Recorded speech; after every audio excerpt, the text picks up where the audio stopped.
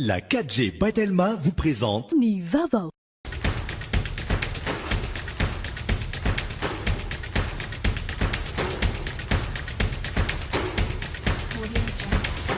Noltranao ny fampalalam-baovao.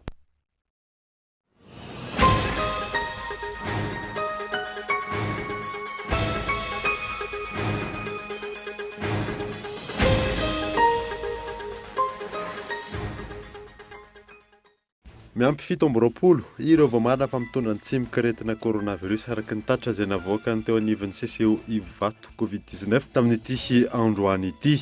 Miampy 2 kosa ireo sitrana soamantsara. Mampitarazoka ny fanohizan'ny fitsarana tapony ny toy ny fanadadiana ho an'ireo olona ambony nanotokotina volam-panjakana na nanao kolokolo ny fanemorana ny fananganana ilay komisiona manokana teny anivony anteny mirapirenena ho ny pahalalana. Tokony atao lahara-pahamena izany tsisy ny tsy maty manota. Efa tonga sady hoy ireo mpanjifa ny jiramany fakturany volana Jona izay tsy maintsy efaina ao anatin'ny fotoana fohy. Tranga izay angatahan'ireo mpanjifa fanazavana. Naseho tamin'ny fomba ofisialy nandritra ny conférence virtuelle tamin'ny YouTube alina ny console PlayStation 5 génération fadimy tamin'ny console de jeux vidéo izay vokarin'ny Sony. Maresaka iraisam-pirenena nanao fihetsiketsehana ny polisy any Frantsa androany. Taorina ny fanambaran'ny ministry ny atotany frantsay mahakasika ny herisetra ataon'ny polisy sy ny fanavakavahana volikotitra. Ny anteteny avy.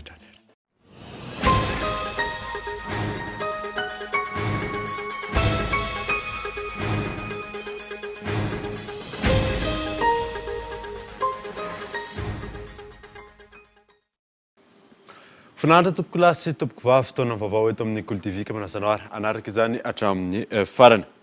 Nanamboatsika ny vaovao miampy 7 ireo vao marina fa mitondra ny tsimok'aretina coronavirus araka ny tatitra izay navoaka ny teo anivon'ny CCO Covid-19 Ivato tamin'ity androany ity.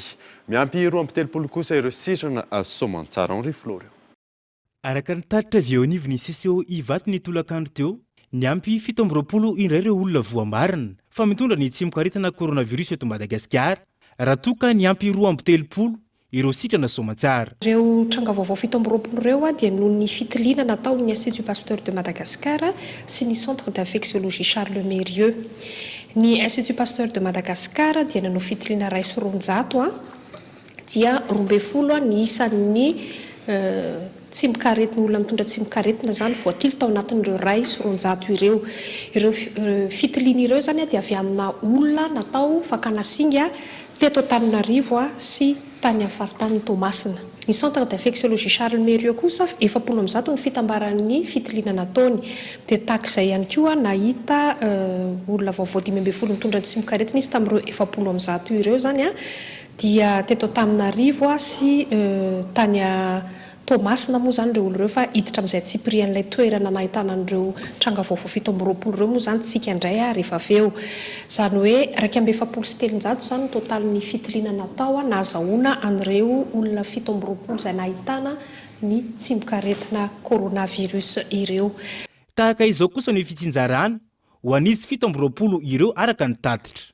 Ny anankisivy dia tany Toamasina avokoa faritany Toamasina fa ny tsara marina dia any amin'ny faritra Nalanjorofo daholo zany ny 9 faritra Nalanjorofo Solerano Vongo sy Fenerive tany anankiray tao Moramanga.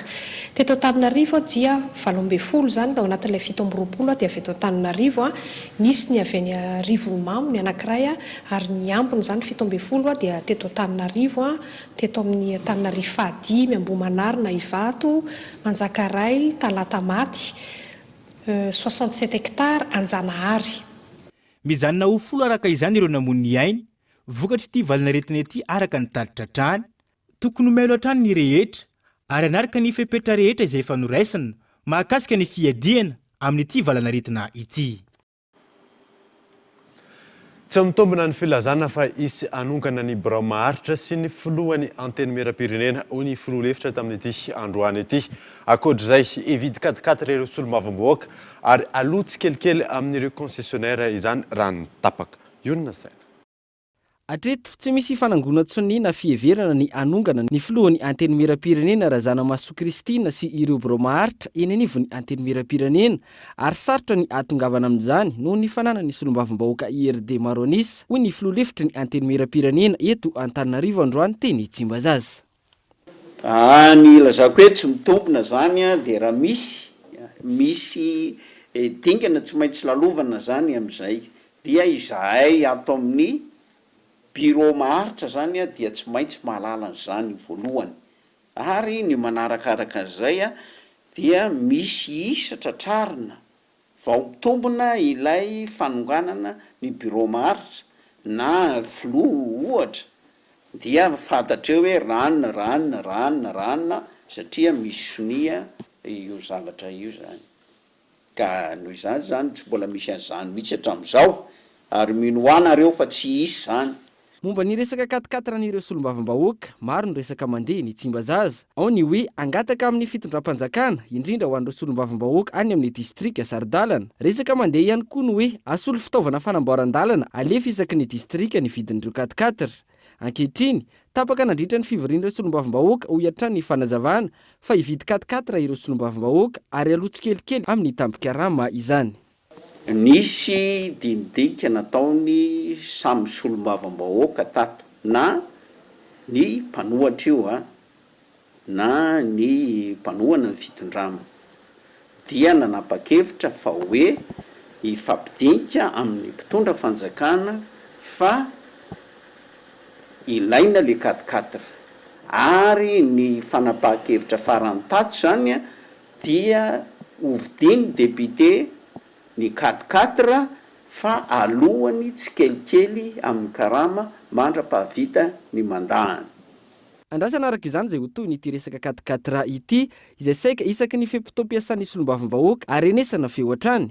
Fanontaniana apetraky ny mpanara-baovao manoloana izany no hoe laharam-pamehana ve izany amin'izao toedrarah lalovan'ny firenena izao. Mampitarazoka ny fanohizan'ny fitsarana tapony ny tohin'ny fanadadiana ho an'ireo olona ambony nanodikodina volam-panjakana sy nanao kolikoly ny fanemorana ny fananganana ilay komisiona manokana teny anivon'ny anteny miram-pirenena hoy ny mpahalalana. Tokony atao laharam-pamehana izany tsy maty manota. Henri Flori. Fototra iray mampikatso ny fampiaran-dalàna hoy ny mpahalalana ny fandraisana fanapahan-kevitra noraisin'ny solombavambahoaka ny alarobia lasa teo ny amin'ny fampiemorona indray ny fananganana ilay komisiona manokana handinika ireo antota-taratasy misy telo ambin'ny folo nalefa ny HCJ eo anivony anteny miram-pirenena.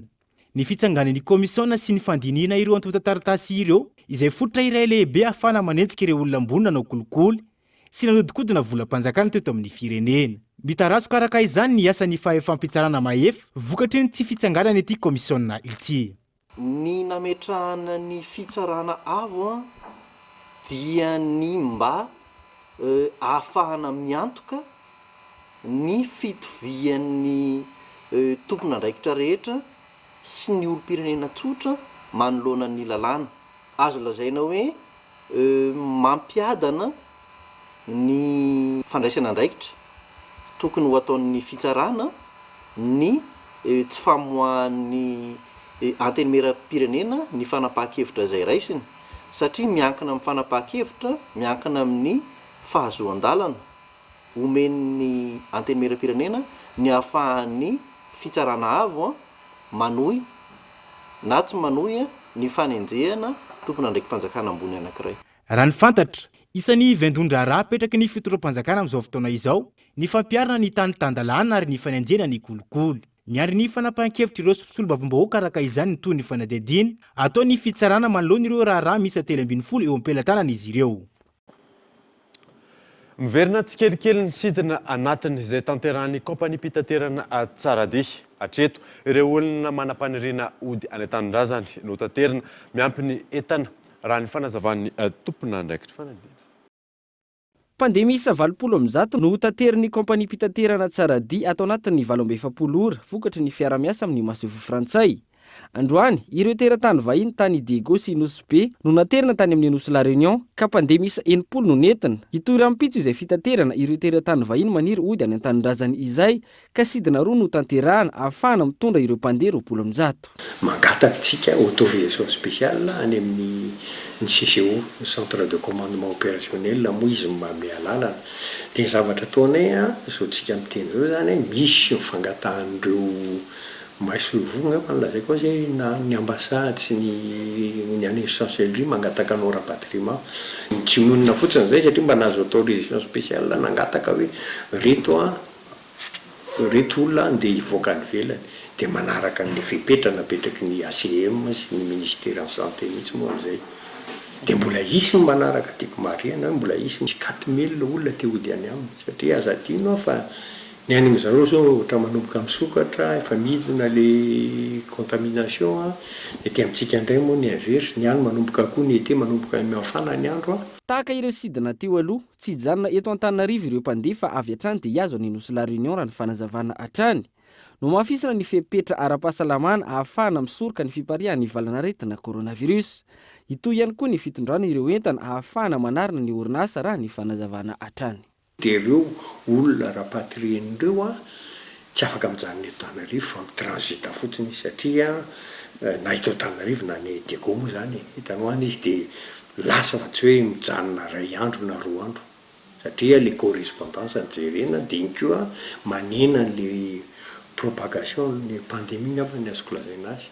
Toy izy dia efa nisy taloha fa zao izy mbola mitohy. Donc raha atao le bilan donc mba misontrotsontra ihany zany le izy mbola maniry reo betsaka mba ho tena hoe indroa intelo isan-kerinandro 1-4 mihitsy raha misy. Raha ny tokony izy tokony hoe rasaisiko hoe 100% le izy mba efa mahatratra ihany hoe 70-80 dia mbola mihetsika mbola miady mihitsy mba ho tanteraka mihitsy le objectif fa mba mandroso le izy. Hatramin'ny 20 Martsa no mankaty entana misa 2,904 no notanterina tamin'ny fiaramanidiny Tsaradia izay milanja 7,7 kilao.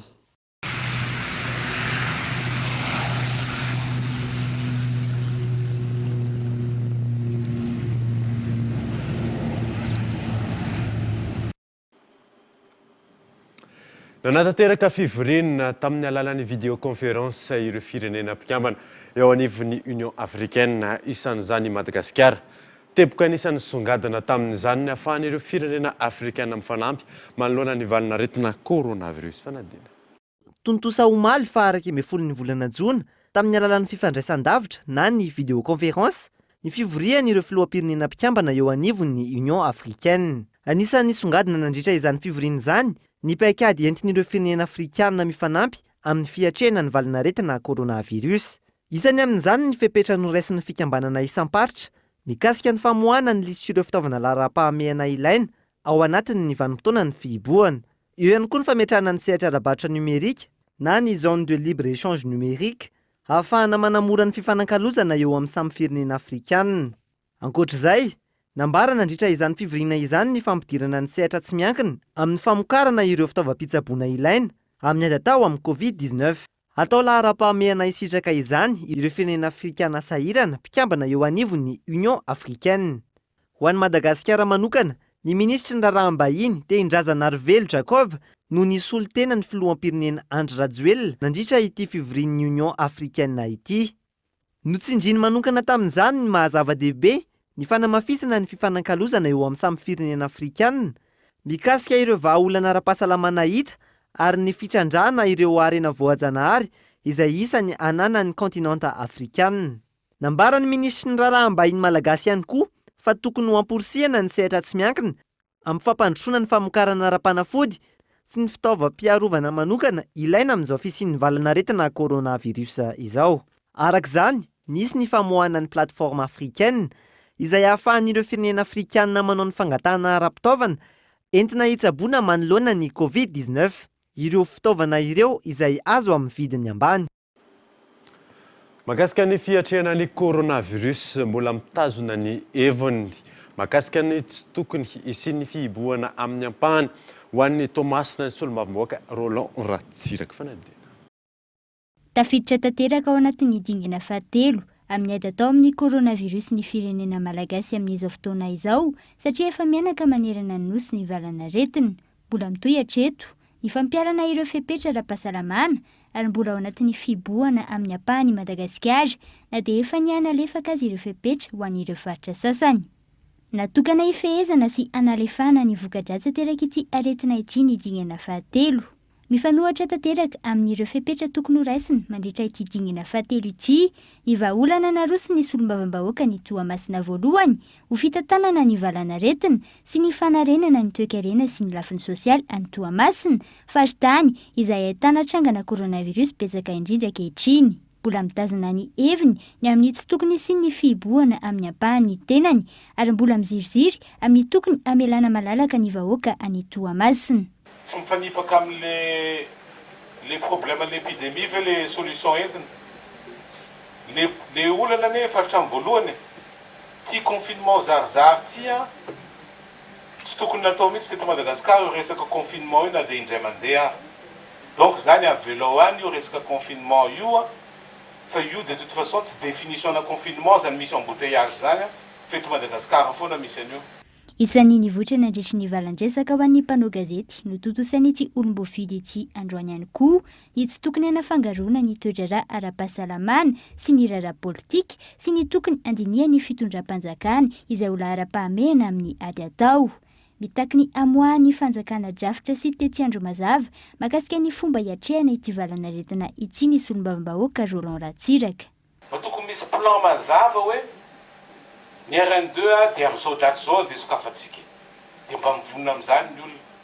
Ny RN6 dia amin'izao daty zao ny sokafantsika. Na dia hoe miaraka sokafana daholo izy rehetra. Na ny aeroplanina koa oviana. Ny fanjakana zany tsy manome visibilité nizaniza mihitsy amin'ny sujet rehetra. Na ny resaka fahasalamana zany tsy manana visibilité koa ny olona hoe oviana vao mitsatra ny problème na resaka oxygène na resaka épi zany tsy mbola manana visibilité misy hoe afaka manadiady nareo efa nahazo vola fanjakana 166 millions de dollars avy amin'ny FMI. 166 millions de dollars io aide budgétaire tokony destiné ho an'ny secteur privé. Dia rehefa aveo tokony mbola misy vola 200 millions de dollars ho azon'ny fanjakana dia aveo resaka don zany fa aveo misy resaka pré ihany koa ho azony. Manakiratra n'ireo fepetra ara-pahasalamana rehetra no raisina makasika ny ady atao amin'ny coronavirus eto Madagasikara.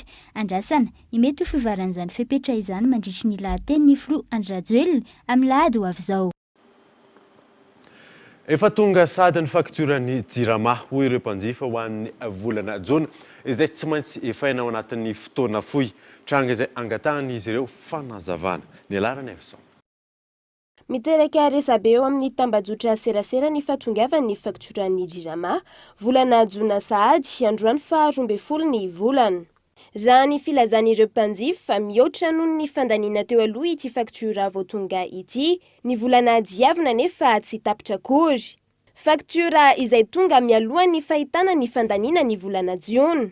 Izany hoe asaina mandoa izay mbola tsy nolaniana akory ny mpanjifa. Ankoatran'ireo faktura voatonga tany amin'ireo mpanjifa ny volana May lasa teo. Toedrara izay miavaka tamin'ny teo aloha, raha toka ny faktura ny volana May no tokony ho tonga sy efaina ny volana Jona. Velotaraina araka izany ireo mpanjifa manoloana io tranga io. Raha toka mbola sahirana izy ireo amin'ny fanefana izany noho ny tsy fisian'ny asa ateraky ny fioboana. 2 mai zao 13 mai zareo no tonga nanatitra mois de mai hoe aloha 23 mai dia 27 mai indray zareo no tonga mois de juin hoe 8 juin ny andoavana anazy dia mampagaka amin'ny izy zany indroa tonga le facture nefa mifandaninan'le izy fois 2 tsy mitovy amin'le teo aloha nefa fotoana natongavan'le relevé akaiky kely. Izay zany mampametra-panontaniana hoe ahoana ny antony mahatonga an'izay. Eny napagaka an'le izy dia na le fomba fizarana an'le izy ary lasa manahirana satria nenay miaraka amin'ny mpanofa. Dia mpanofa tsy manaiky mandoa an'le hoe izay anona fa tsy maintsy ny tompotrano foana zany no mandoa an'le izy. Efa nisy ny fangatahana fanazavana teo amin'ny tompona andraikitry ny jirama androany manoloana io tranga io. saingy mbola tsy nahazo valiteny momba izany ny mpanao gazety nanao fanadihadiana. Miandry ny fanazavan'ny tompon'andraikitra araka izany ireo mpanjifa maro manoloana io fahatongavan'ny faktura io sy ilay fahefana manefa tsy kelikely ny faktura ao amin'ireo faritra mbola misy ny fioboana.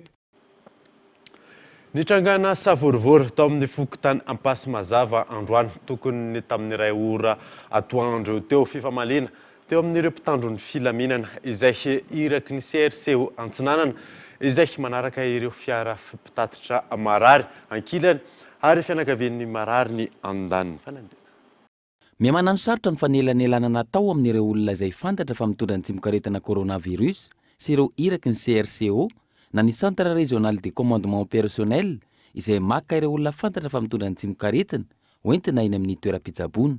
Androany tokony ho tamin'ny iray ora sy sasany atoandro tonga teny amin'ny vavahadiny ity raim-pianakaviana ity ao amin'ny fokontany Ampasimazava ireo fiara miisa 3 iraky ny CRCO Atsinanana na karamatoa iray sy lehilahy iray izay vao marina fa mitondra ny tsimikaretina coronavirus. Fiara fitaterana marary ny iray ary fiara tsy mataho-dalana misy soratra COVID-19 ny roa. Ity farany izay feno mpitany filaminana amin'ny rongobasy tao anatiny. Nilaza ireto iraky ny CRCO Atsinanana ireto fa avy hatrany dia hoentina eny amin'ny centre médico-militaire analamalotra ireo olona roa izay vao marina fa voan'ny coronavirus ireo.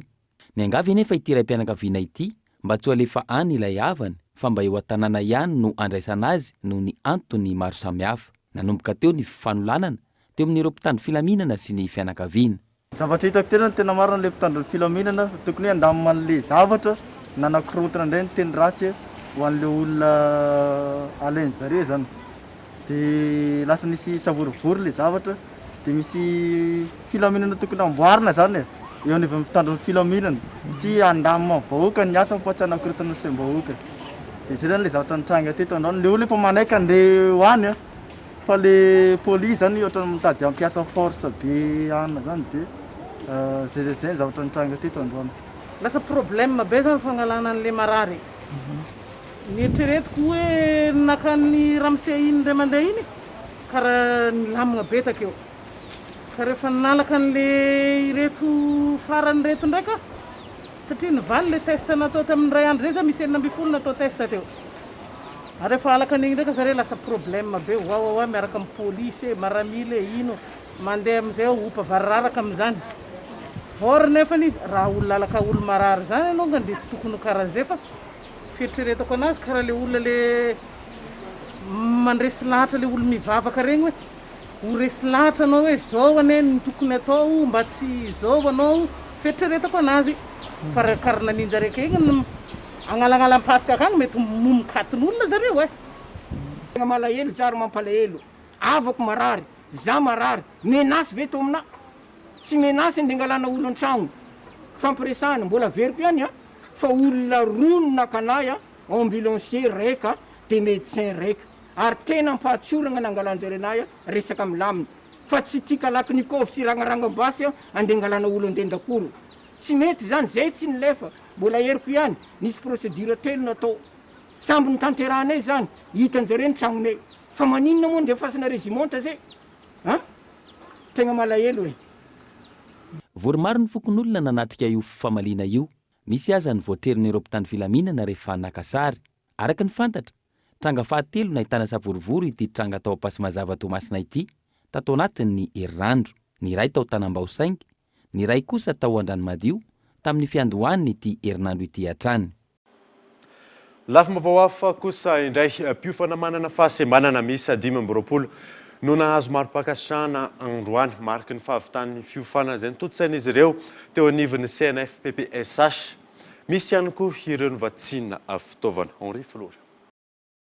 Miisa 5 ireo olona manana fahasembanana nahazo mari-pakasitrahana avy eo anivon'ny CNFPPSH na ny Centre National de Formation Professionnelle des Personnes en Situation de Handicap androany. Izy ireo izay nanao fiofanana ahafahana miroso avy hatrany eo amin'ny sehitry ny asa. Lalam-piofanana roa lehibe no narahan'izy ireo. Ao ireo izay nanaraka ny taovolo, ao kosa ireo izay nanaraka ny fiofanana makasika ny sakafo. Mifandraika amin'ny vinany ivitoerana ny fanomezana lanja ireo olona manana fahasembanana no tanjana. Eo ihany koa ny fanomezana fiofanana azy ireo tsy ankin-doha amin'ny hafa. Izay mihitsy moa no tena tanjona an'le fanofanana arak'asa. dia ny anofaranandro zareo ary mba hidirany eo amin'ny tsainan'ny asa hatramin'ny siny ny tetikasa miary zay efa 5 taona izao dia hita tokoa amin'ny firoborobony zay anankiray aloha ny fahazotoan'ny olona manana fahasembanana hiofana amin'ny arakasa ary araka ny lazaiko teo hoe efa mitombo ny fidiran'ny izy ireo eo amin'ny tsainan'ny asa amin'izao fotoana.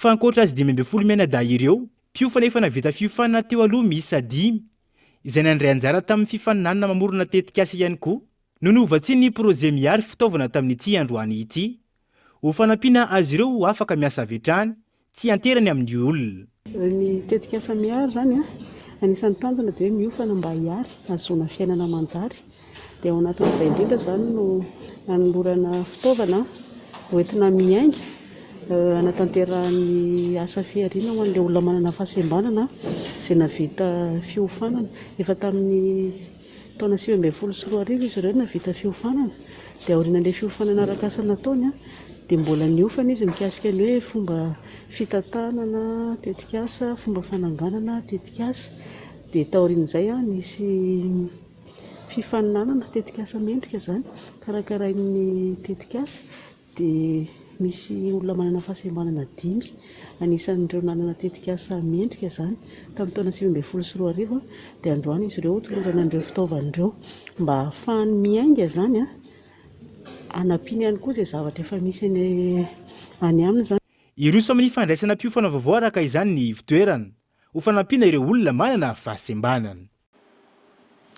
Ny votoatin'ny gazety mpiseho isan-kerinandro Madagasikara Matin hebdo indray nentina aminao anatin'ity fanadadiana manaraka ity haroary. Voakandroany 12 ny volana Jona 2024 ny gazety mpiseho isan-kerinandro Madagasikara Matin hebdo ho an'ny 12 ka hatramin'ny 18 ny Jona 2024 amin'ny vidiny 900 ariary izay gazety laharana fa 720 Loateny misongadina amin'izany, 60 ans d'indépendance de Madagascar, des ambitions soumises à la prudence, izay hitantsika ao amin'ny pejy faefatra sy fahadimy. Coronavirus, la situation à Thomasna se complique ao amin'ny pejy fahatelo, fialana amin'ny fihiboana tokony hiomana dia nizao avokoa isika hoe bariniaina fidy izay hitantsika ao amin'ny pejy faha 12 ary ny ao amin'ny pejy fahavalo no ahitantsika ny Jérémy Morel, les raisons de son départ du stade de Reine dévoilé. Taka mazatra dia ao amin'ny pejy fahafolo kosa no ahitantsika ny santionan'ny fandaharana alaliny eto amin'ny fahitalavitra Cool TV. Mikasika ny famokarana fanafody tsy ampitoana avy amin'ny fanjakana raha ny ampany fanadihadiana no totosaina. Tonga eto fotoanany dokavarotra isika aorianan'izay atantsika makasika ny hetsika fanairana izay nataon'ny Paramed eo ihany koa ny tontolon'ny digitalisation. Rehefa avy eo ary.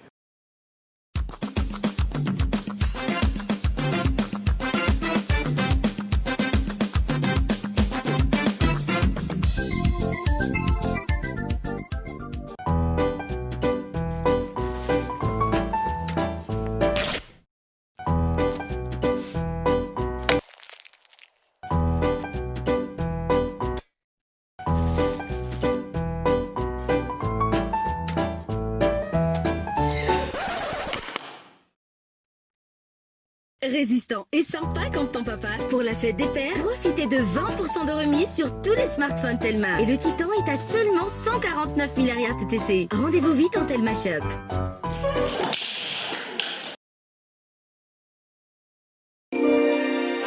Zoye, mahay mandeha ny tata sy neny. Soa ihany fefa vonona ny kiraro ianarany mandeha sady voatandrina daholo ny rirany maranitra sy prizy ato an-trano. Oops, mbola misy adino. Adinonao no nisafidiny couche tsara ho azy. Ny couche tsara indrindra anarany mandeha, tsy bakabaka. Vaovao lehibe ny fikarohana momba ny couche mety ho an'ny zazamena mandeha noho ny fisian'ny elastika amin'ny didiny 3 mitazona azy na feno azy ny couche molle fixe no mitazona indrindra. Araka ny fikarohana nataonay, ny couche molle fixe no mety indrindra ho an'ny zazamena mandeha. Rineny mampiasa ny couche molle fixe.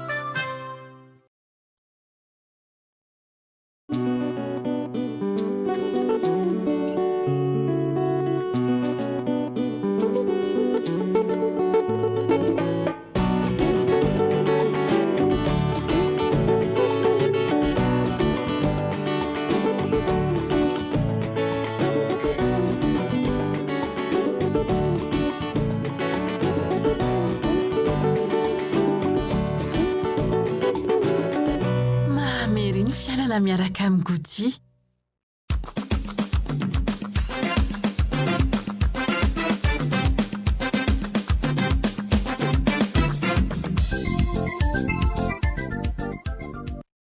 Velona eto amin'ny fampahalalam-baovao isika. Noho ny ady atao amin'ny coronavirus vinavinaina andidina ny 20 tapitrisa ny ankizy voatery miasa amin'izao vanim-potoana izao ka ny 70 tapitrisa amin'ireo dia manao asa mampidi-doza sy mamofadika atao Andriatsilavo. Vokatry ny ady atao amin'ny Covid-19, tsy mianatra ny mpianatra, sahirana ny isa-tokantrano, voatery miasa, manampy ny fidiram-bolan'ireo ray aman-dreny vokatry izany ireo ankizy tsy ampy-taona.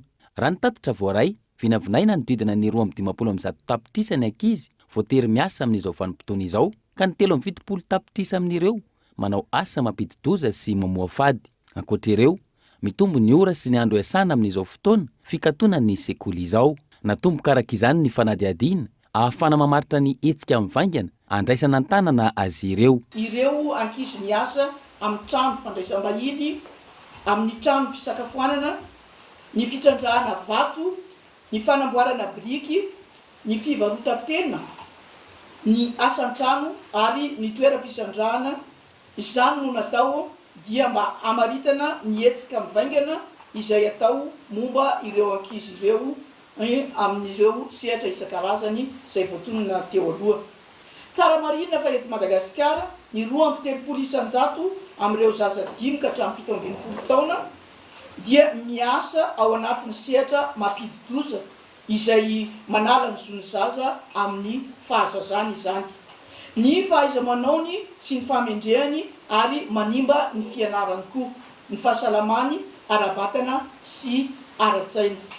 Maro ny ezaka efa natao ny araka tamin'ireo mpiara-miombonanto ka hanafoana ny fampiasana ny ankizy tsy ampy-taona. Mbola maro ihany koa nefa ny ezaka tsy maintsy atao manoloan'izany. Ankalazaina androany tsy ahivina ny andro maneran-tany iadina amin'ny fampiasana ny ankizy tsy ampy-taona.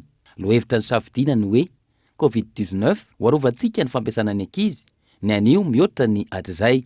Araka izany, manentana ny rehetra ny Ministera tompony andraikitra, ny OIT, ny UNICEF, ny mpampiasa sy ireo mpiasa anaraka hatrany ireo fipetraram-pahasalamana sy ady amin'ny fampiasana ny ankizy tsy ampy-taona.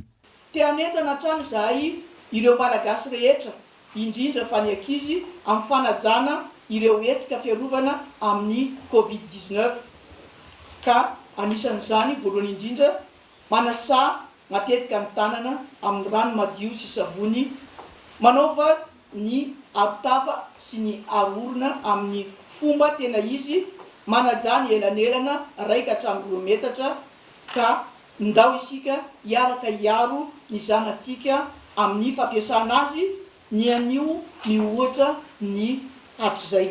Noho ny fisiany valanaretina, niavaka ny fanentanana nandritra ny andro eran-tany adina amin'ny fampiasana ny ankizy. Isy ny fanentanana amin'ny alalan'ny teknôlôjia mpifandraisana, iarahana amin'ireo fikambanana samihafa, miady amin'ny fampiasana ny ankizy amin'ny endriny rehetra, na an-tanan-dehibe na any amin'ny tontolo ambanivohitra. Na voararany lalàna aza ny fampiasana zaza tsy ampy-taona, maro amin'izy ireo no tazana miasa eny anivon'ny fiarahamonina eny. Ao ireo teren'ny ray aman-dreny, ao ireo kosa ireo manira-tena. Yves Richard.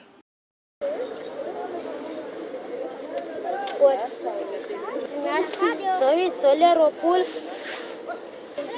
zay fotoana vao manomboka zao io. 17 taona ty tovolahy kely raha ity, ndrenibe no nampiandreketany ray aman-dreny karakara sy ampiatrano azy noho ny antony samihafa. Ndrenibeny zay efa manomboka miaosaka sahirana ampy famelomana azy mianaka. Teo noho nitsiry ny hevitra ho azy ka asa fotoana biriko no anampiny ny renibeny amin'ny fivelomana. Ariary 5 isaky ny biriky ny karama, ka 2,000 hatramin'ny 5,000 ariary isan'andro no azony amin'izay. Indray mahazo 2,000 foana dia ny 5,000 ameko anazy dia 5,000 atao anaty boatin-drakatra. 5,000 amena anazy raha hoe mahazo 2,000. Manomboka amin'ny 7 ohatr'izao amin'ny biriky dia amin'ny 5 mody. Dia raha mahavita 5,000 zao dia 5,000.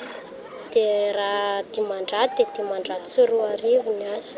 Ela be mihitsy ny izany parivo ny andro izany. Rehefa visaka dia indraindray marary ny nifiko dia mijanona. Asa mafy ny fitaomana biriko ny fanazavany, mitakerim-batana ary mitaky fitandremana ihany koa. raha ariary ny tômana azy.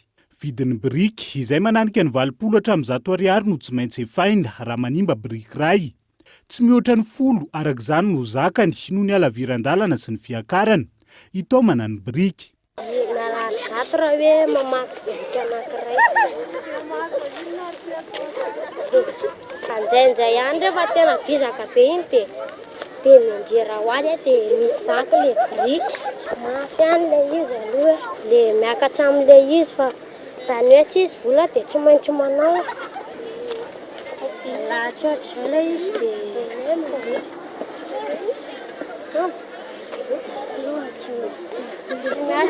zao izy zao le 20. Mahery ny roa tapitrisany zaza tsy ampitoana miasa araka ny antotanisa avy amin'ny sampandrara iraisan'ny pirenena momba ny asa na ny BIT ny taona 7-12. Maro ny manao asa mafy na tsy eran'ny aina ary saika hitan'izany avokoa ny faritra maro. Tafiditra anatin'izany ny fikapohana vato sy ny asa trano izay mety hitarika tsy fahasalamana ihany koa. Nanatanteraka hetsika fanairana araka ny teny nomeny ny mpiasan'ny fahasalamana tamin'ity androany ity. Raha ny hita teny amin'ny CHUGRA avitsy no namaliny antso fanadina. Raha hetsika goavana anairana nisan'ny fitondram-panjakana no nantenaina ho tanterahany syndikan'ny paramedy tao amin'ny CHUGRA androany.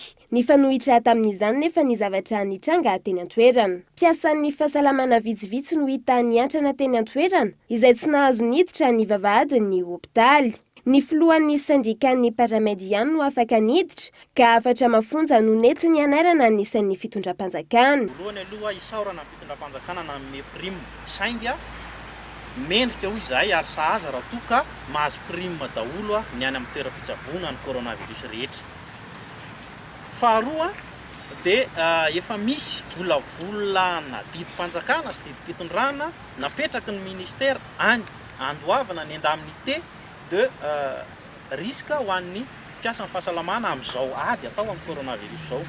Dia hatreto aloha tsy nisy consultation taty aminay mpiasan'ny fahasalamana izay tena mitakosina tanteraka ao anatin'ilay coronavirus tsy mipetraka izay hoe anao volavolan-dalantsika mba omeo ny hevitra reo satria efa nisy foana hatramin'izay le fitany ilana tao anatin'ny fitsinjarana ny indemnité ny olona tsy mahazo risque indray no mahazo indemnité de risque betsaka. Tsy ny teto andrenivohitra ihany no nanatanteraka ny fitakiana. Nahitana izany ihany koa ny tany amin'ny faritra Antsinanana. Dia natao zao hetsika zao mba hiarahana miombona amin'ny paramedicaux magnerana ny Madagasikara ny fixena androany le 12 izy le satria fa maro négociation nataonay tamin'ny zareo mpitondra nefa hatramin'izao mbola tsy misy valiny ka eto zany zay dia mangataka indemnité ho an'ireo bénévole rehetra satria rehefa misy asa ireo bénévole reo dia ilaina fa rehefa misy fizaram-bola dia tsy mahazo zareo. Misy ny fanomezana efa nataony teo amin'ny resaka fampitaovana anay amin'ny resaka fiarovana ny coronavirus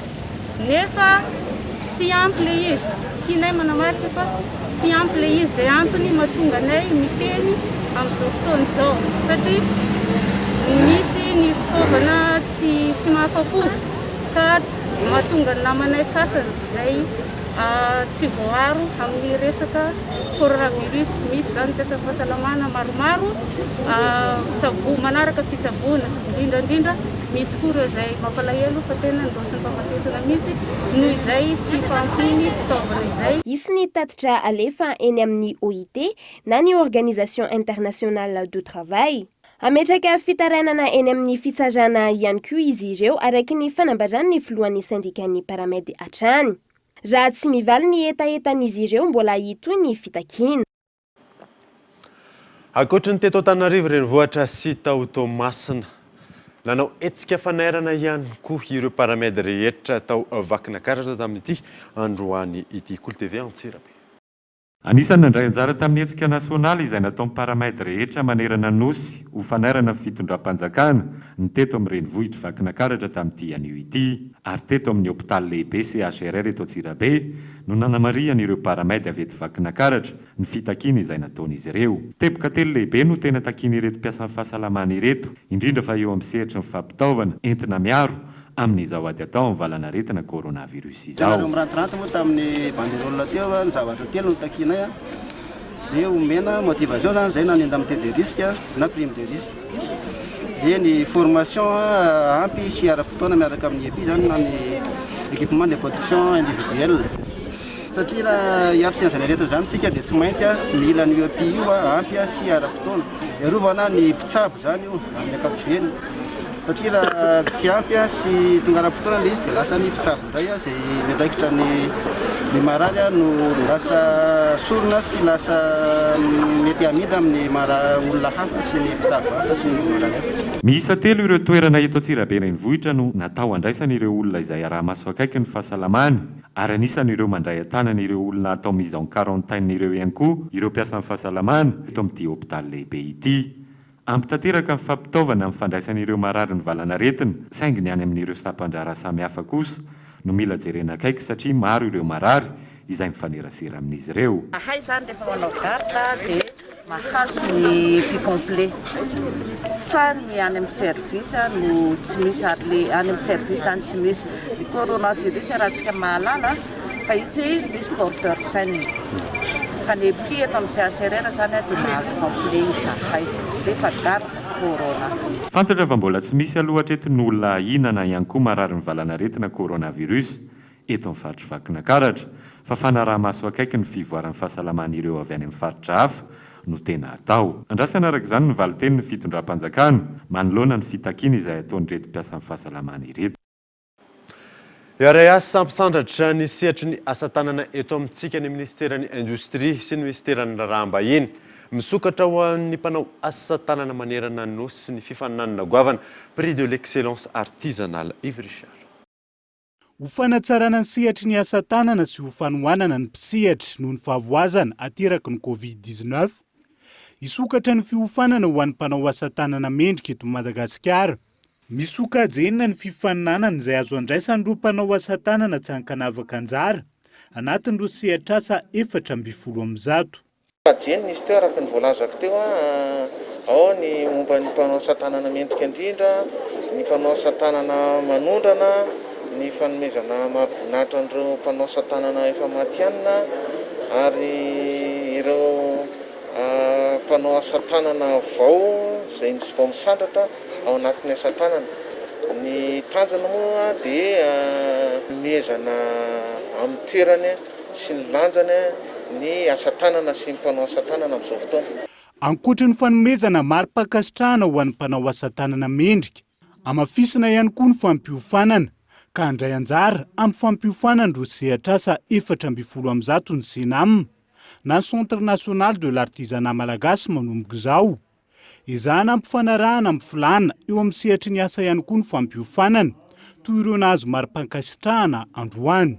Ohatrany hoe adéquation formation zany ny fahaizan'ny Senam zany hoe arakaraka le filan'ny tsenan'ny asa mihitsy zany no iorganisena ny fampiofanana. Le teo reny zany ataontsika hoe santionany fotsiny aloha reny 20 zaraina teo fa raha ny tena marina ny opernasa zany zao mbola misy eo amin'ny 100 zany fa nisy an'le confinement moa dia nisy tsy maintsy mbola nalamina fa raha mbola tokony zaraina ny attestation antrany reny dia misy mbola eo amin'ny 700 mahery eo zany mbola tokony zaraina zay.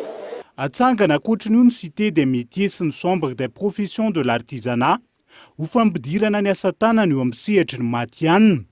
Anampitosika azy ireo amin'ny famoaham-bokatra eo amin'ny sehatra iraisam-pirenena aorian'izay ny agence de promotion à l'exportation izay fandalam-pametrahana ihany koa. Efa maro ireo orinasa na sehatra tsy miankina amin'ny roso amin'ny resaka digitalisation eto Madagasikara. Maro ny tombotsoa azo amin'izany raha tsy laza afa-tsy ny tombony ara-potoana. Ny larany avison. Efa mahazo toerana eto amin'ny firenena ny digitalisation ary efa maro ireo orinasa sy fikambanana isan-karazany mampiasa izany. Isan'ny teknolojia efa avolenta ny resaka digitalisation na ny famadihana ho numerika ny ara-taratasy. Ireo orinasa lehibe no efa tena miroso sy lasa lavitra amin'io teknolojia io, toy ny fisoratana anarana amin'ny fiofanana izay efa atao en ligne. Tombotsoa maro no azo amin'ny fampiasana io teknolojia vaovao io raha ny fanazavany ny mpiantsehatra amin'izany. Ny avantage azony amin'ilay izy dia hoe maivana kokoa izay inscription izay, tsy mila mandefa mail intsony, tsy misy document fianoana intsony. Toy ny teo aloha hoe misy fichier scanner dia fianoana dia alefa, izay mety hampisy erreur ihany koa. misy ihany koa avantage ray azony amin'ilay izy koa dia ilay hoe gain de temps zany hoe eo ihany dia efa vita ny inscription any mahazo bon de commande izy mahazo facture eo ihany izy tsy mila miandry ela be tsony hoe miandry any amin'ny service comptabilité na zavatra ohatr'izay. Dia ny avantage manaraka ilay commande afaka tonga dia ataony eo. Isan'ny efa mivelatra sy efa lasa lavitra amin'ny resaka digitalisation ny Kenta Formation izay manolotra fiofanana ho an'ireo mpiasa hanamafy ny fahaiza-manao eo amin'ny sehatry ny asa. Tontolon'ny teknôlôjia izay hatrany dia naseho tamin'ny fomba ofisialy nandritra ny conférence virtuelle tamin'ny YouTube alina ny console PlayStation 5 génération fadimy tamin'ny console de jeux vidéo izay vokarin'ny Sony. Gaëtan Andriatsila. Nandritra ny conférence virtuelle tamin'ny alalan'ny YouTube no nanaovan'ny orinasa Sony io mahaliala tamin'ny 12 ora ny fampisehoana tamin'ny fomba ofisialy ny console PlayStation 5 génération fahadimy tamin'ny console de jeux vidéo vokarin'ny Sony ity console ity ary azo lazaina fa maromaro ny teknôlôjia miaraka aminy raha tsy ilaza fotsiny hoe ray tracing, disque dur SSD customisé sy ny spatialisation amin'ny resaka feo. Tsy mbola fantatra no mety ho vidiny sy ny daty mety hivoahany fa azo eritreretina ho manodidina ny volana oktobra ano any raha ny vina. 6 version anankiroa moa ny PlayStation amin'ny andrivoahany, ny PlayStation 5 miaraka amin'ny lecteur physique ary ny PlayStation 5 digital, izany hoe jeu téléchargé no lalaovina aminy. Nandritra io hetsika virtuel nataon'ny Sony ihany koa no nitondrana ireo lalao miandry ny mpankafy amin'ity taona ity sy amin'ny herintaona toa ny Gran Turismo 7, Spider-Man Miles Morales, Ratchet & Clank Rift Apart ary indrindra Horizon Forbidden West. Ho mafy ny fifaninana ho an'ny Microsoft izay manomana hetsika ihany koa amin'ny volana Jolay ho avy zao. Amin'ny fandarana JV News amin'ny alahady izao no ahitantsika ny antsiprix misimisy kokoa momba ity PlayStation 5 ity. Nahitana fantokan-dalàna sy fanembana ala avokoa ny distrika efatra ao faritra Sava indrindra amin'izao fotoana ny fihibohana izao nisy araka izany ny hetsika izay atao. Gaëtan Andriatsilava. Ny fotoan-tsarotra tiavin'ny firenena matetika no anararaotan'ireo mpanimba ny tontolo iainana anaovan'ny asa ratsiny. Tsikaritra nandritra ny fotoana ny fihibohana fa niakatra ny tany fandropahana ny ala ao amin'ny faritra Sava. Tombo tokoa ny tavy isan-karazany ny tombo ny fanotarana n'ireo atao hoe culture sobois ary ny fivezivezeny teny amin'ny lalam-pirenena dia nahitana fa dia tena maro ilay olona izay hoe manao ny fitradrany tsara-dalàna ka nahafahanay nanao fanageazana vokatra maro isan-karazany tao ny akakazo tao ny arina fandrehitra ary nisy ary biby arovana ihany koa izay anisan'ny atao hoe nataon'ireo haza zany tamin'ny fotoana. Nanomboka ny 7 ny volana aprily lasa teo no nanaovana hetsika manokana niarahana tamin'ny ministeran'ny tontolo iainana tany an-toerana. Nahitana fantokan-dalàna avokoa ny distrika efatra ao amin'ny faritra Sava. Isan'izany ireto hazo ny gazana ireto izay mirefy 720 metatra toratelo, miampy boiron misa 700 ary na fandrehitra 420 gony ary olona 500 ny voaroiroy tamin'izao raharaha izao ary efa natolotra teo anoloan'ny mpitsara sy mpanao famitorana. Fotoana izao anomezana loko maitso an'i Madagasikara hoy ny governoran'ny faritra. Ny tontolo iainana no manome loko ny nositsika. Rehefa simba ny tontolo iainana vadika ilay loko. Rehefa voakolokolo ny tontolo iainana vadika hatramin'ilay lokon'ilay tany iainantsika zany ka hitanao amin'izay fa tegna zava-dehibe izy ity. Hitantsika koa ilay fivaovan'ny toetrandro amin'izao fotoana izao dia noho ny zavatra izay misy amin'ny tontolo iainantsika. Fotoana ihany koa hikajiana ny tontolo iainana izay tafiditra ao anatin'ny fandaranasan'ny filoham-pirenena amin'ny alalan'ny fambolena-kazo. Fambolena hazo 4 tapitrisa no anjaran'ny faritra Sava ary zanakazo 3 tapitrisa no efa voavoly raha ny fanazavana azo. Tsy maintsy ho tratrarina ny tanjona amin'ity taona ity hiadina amin'ny fiovaovan'ny toetrandro. Maresaka iraisam-pirenena nanao fihetsiketsehana ny polisy any Frantsa tamin'ity androany ity taorina ny fanambarany izay nataon'ny ministry ny atitany any an-toerana ny mahakasika ny herisetra izay ataon'ny polisy sy ny fanavakavahana volon-koditra fanadina. tao Paris fiaran'ny polisy maro no nakeo amin'ny toerana iray nanomboka androany nanantontosa fihetsiketsehana ireo polisy any Frantsa manohitra ny fanambarany ministry ny aro-tany any an-toerana Christophe Castaner ny mikasika ny herisetra ataon'ny polisy ny fanavakavaham-bolo-koditra. Tsy manaiky ny fanasoketana ny polisy izy ireo araiky ny hetsika androany ary mitaky ny teboka maromaro ihany koa. Isan'izany ny fampitaovana azy ireo, fanasaziana ireo manao herisetra amin'ny polisy mba ahafahana izy ireo manatanteraka ny asany atsakany sy andavany, izay ny fiarovana ny vahoaka sy ny fananany. Nanambara ihany koa ireto farany fa manomboka androany tsy hanatanteraka fisamborana na fanagadrana intsony izy ireo raha tsy hoe misy tranga miankina manaina. Raha toa ka tsy misy valiny ireo fitakiana ireo dia hitoehatrany izany. Dia iny maresaka iresam-piratra iny manakatona vaovao tamin'ity androany ity ankasitrany nanaraka izany. Soafa mandry daholo tompoko.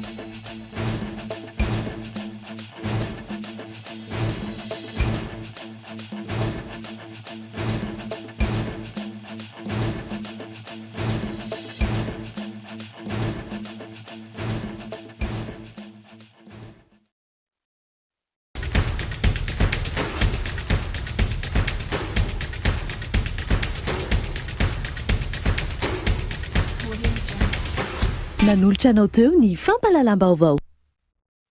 La 4G by Telma vous a présenté Ni Vavao.